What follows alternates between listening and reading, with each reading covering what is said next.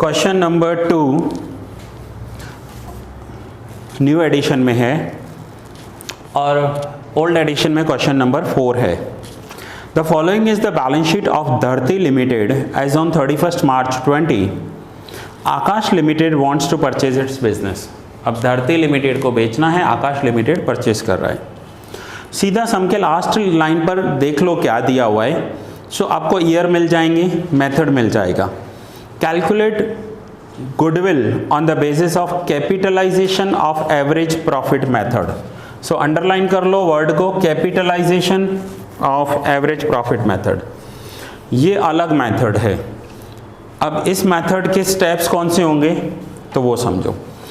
सबसे पहले फर्स्ट हमें एवरेज प्रॉफिट कैलकुलेट करना है। So average profit is equals to total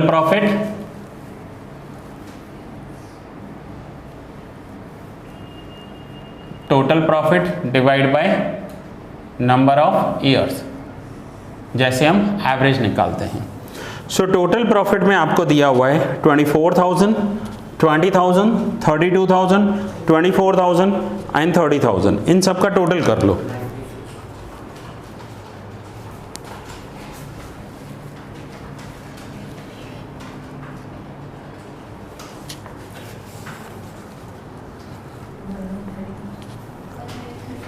$1,30,000 correct. 1,30,000 5 years का है, 5 ईयर्स का ही टोटल करोगे। 1,30,000 डिवाइड बाई 5। मैं फिर से बता रहा हूँ, आपको टोटल करना है 24,000 plus 20,000, 32,000 plus 24,000 plus 30,000। Total 5 years के प्रॉफिट दिए हुए, तो 5 ईयर्स का टोटल करेंगे। 1,30,000 डिवाइड बाई 5, सो एवरेज हो जाएगा 26,000। फॉर्मूला लिखनी है, फिर टोटल करना है और डिवाइड बाय 5 करना है।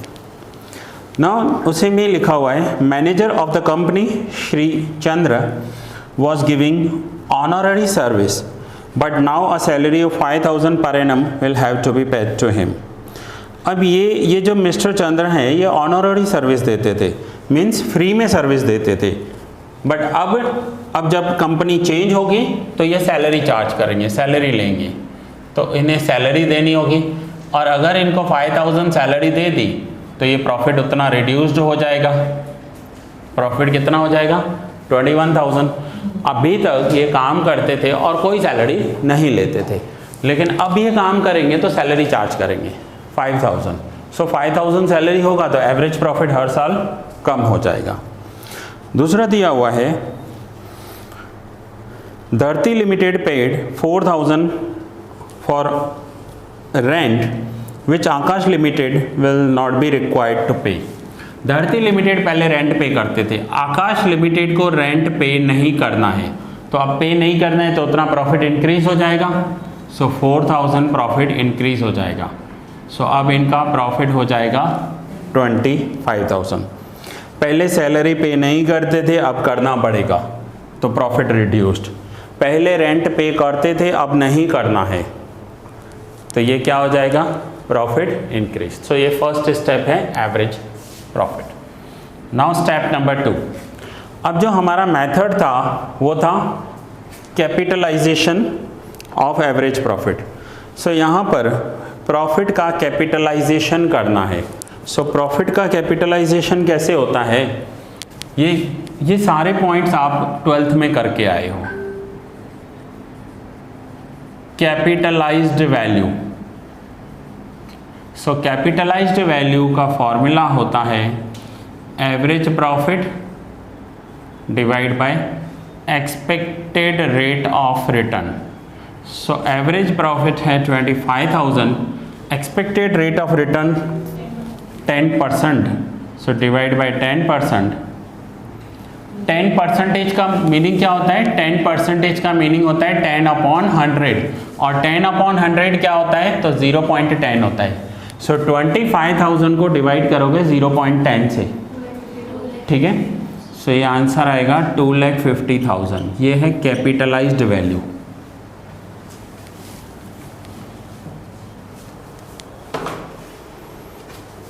ये अलग ही मेथड है, सुपर प्रॉफिट मेथड नहीं है। सो स्टेप नंबर 2 हमने कर दिया, कैपिटलाइज्ड वैल्यू। नाउ नेक्स्ट करेंगे step number 3। Now step number 3 में हमें कैलकुलेट करना है नेट एसेट्स। सो नेट एसेट्स में कुछ एसेट्स एंड लाइबिलिटीज़ में देखो चेंजेस दिए हुए हैं क्या? नहीं दिए हुए हैं। और अगर एसेट्स लाइबिलिटीज़ में कोई चेंजेस नहीं दिए हुए हैं तो नेट एसेट्स पूरे कैलकुलेट कर लेते हैं। सो नेट एसेट्स में एसेट्स कौन कौन से एसेट्स हैं इनके पास? Land and building 1 lakh,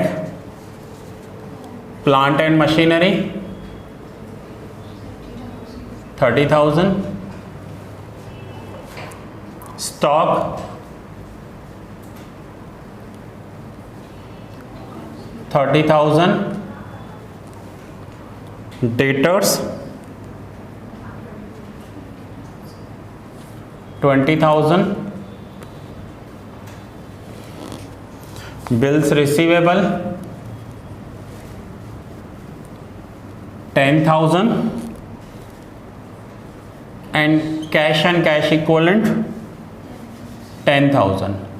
so total assets हो गए 2 लाख। इन एसेट्स में गुडविल नहीं लेते हैं, दिया भी नहीं हुआ था।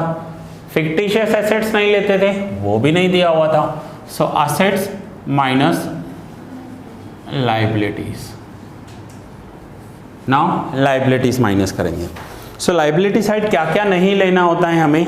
तो लाइबिलिटी साइड इक्विटी शेयर्स नहीं लेने हैं, प्रेफरेंस शेयर्स नहीं, रिजर्व्स नहीं, बाकी सारी लाइबिलिटीज ले लेंगे। सो बाकी लाइबिलिटीज में है provident fund, creditors and bills payable. So liabilities में provident fund, creditors and bills payable. So कितने हैं ये?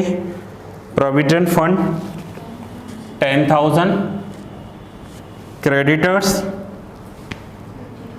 30,000 and bills payable 10,000, so 50,000। So 2 lakh minus 50,000, 1,50,000 हो जाएगा नेट एसेट्स। इसे लिखेंगे net assets 1,50,000। So assets minus liabilities net assets. So सबसे पहले फर्स्ट स्टेप हमने किया average profit, second step capitalized value of average profit and third step में net assets. आपको कंफ्यूजन ना हो पूरा लिख देता हूँ।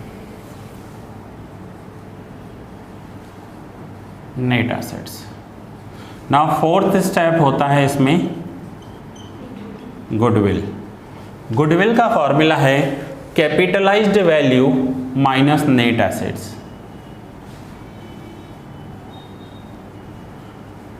Capitalised value minus net assets.